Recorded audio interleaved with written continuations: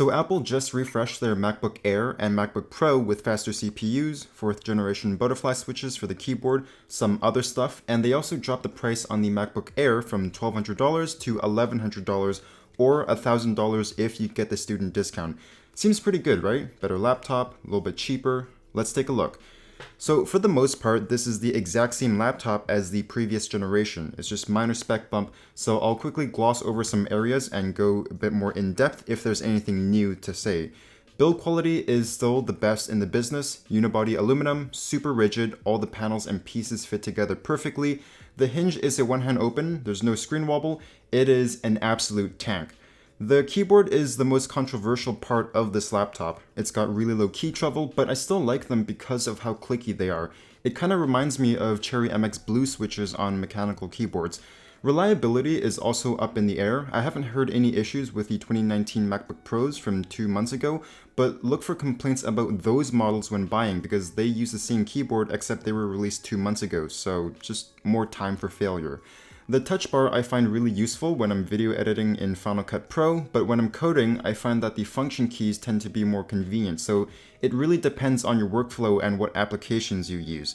But the thing that I really like about this keyboard on the MacBook Air is that they gave us Touch ID, so the fingerprint sensor, without the touch bar, so it's kind of like the best of both worlds. You don't get that with any other MacBook. There's a pair of speakers on each side of the keyboard, and these are easily the second best 13-inch Ultrabook speakers behind the MacBook Pro, which sounds slightly better. The one with 4 Thunderbolt 3 ports actually has a dedicated subwoofer on the bottom, so it just sounds a little bit better. They're much louder, more detailed, better bass, and tuned much better than the Surface laptop and the MateBook X Pro, which I hold as third best Ultrabook speakers. The Force Touch trackpad is still the best trackpad by far on any laptop. It's been this way since 2015, but put it this way, no mouse that I've used, not even the Logitech MX Master, comes anywhere close to this trackpad for normal use. It's super accurate and the gestures just let you fly through macOS. The screen has been updated to support True Tone, but otherwise it's the same as last year. I ran my colorimeter on it and I measured 370 nits of brightness and 1000 to 1 contrast. It's a good screen, but the MacBook Pro is still a little bit better. The only laptop that matches this at this price point is the Huawei MateBook X Pro. These two have some of the best screens that I've seen at this price point. For comparison, the base 13-inch MacBook Pro measured in at 460 nits of brightness, 1600 to 1 contrast ratio, and 100% sRGB and P3 color gamut. The screen on the MacBook Air is really good, but the Pros do have much better screens. Ports on this laptop, so there's 2 Thunderbolt 3 ports on the left and a headphone jack on the right.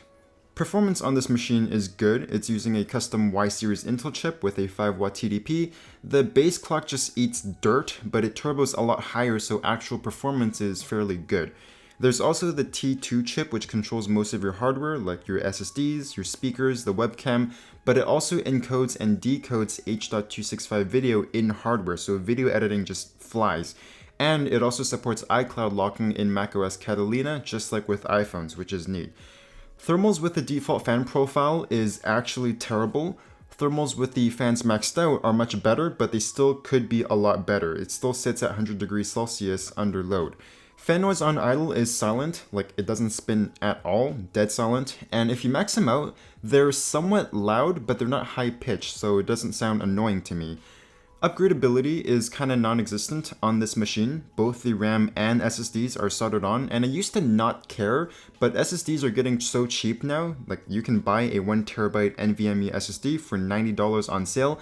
You can save so much money by upgrading it yourself, but on this machine, you can't, and that's kind of a bummer for me. If you do need to get inside for whatever reason, maybe to dust it out or something, it's a couple of pentalobe screws, but there aren't any warranty void stickers if you're curious. Battery life on this machine is excellent. The battery is a little bit small, it's only a 50 watt-hour battery, but I'm pulling a little under 10 hours of battery life, which is really impressive. It also comes with a 30 watt charger. I don't like the fact that you can only charge from the left side. There's no Thunderbolt 3 ports on the right, but that's just kind of how it is. So yeah, it's a little bit better, a little bit cheaper. For media consumption and general productivity, it's still my top pick because of how good the screen, the speakers, and the trackpad are. but the upgradability and the specs for the price is still where a Windows laptop excels at. If you're looking to purchase a MacBook in particular right now, here's what you need to know.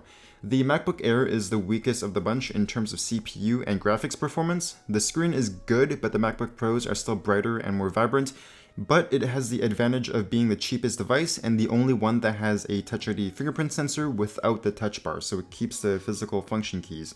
The MacBook Pro is $200 more expensive, better screen, better performance, it has the touch bar, and that's really about it. So I hope you enjoyed this video. I'd love to hear any laptop recommendations in the comment section.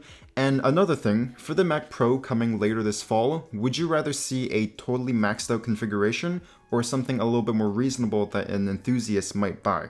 That will let me know which one to review. Thanks for watching. I'll see you guys next time.